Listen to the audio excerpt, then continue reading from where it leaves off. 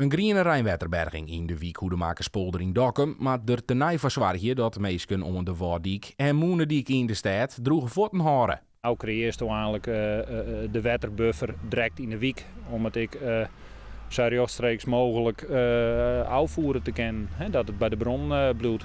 De Sanneem de Wadi werd water afvierd wordt door onderoren drainage en het voortzakje te letten in de groen wordt voor het eerst online in de stad.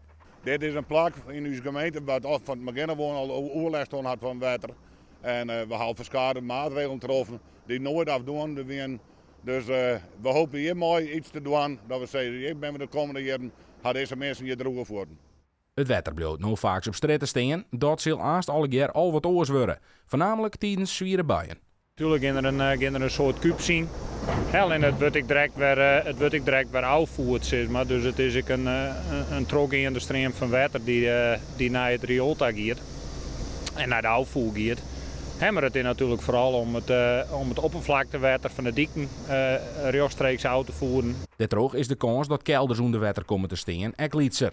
Voor de ierwissel moet er weer in richting van de Wadi kleerwijzen, de Wadi en de bestrating in de Moenendiek eind februari stak om hier.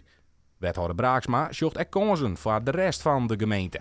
Nou, als het blijkt dat dit een oplossing is, dan kunnen we in andere gebieden waar we ook wel eens overlast. Dat is het Vogeland trouwens, dat is ook wel eens overlast. Dan kunnen we dat direct aanpassen. Maar we blijven niet meteen van nieuwe ontwikkeling.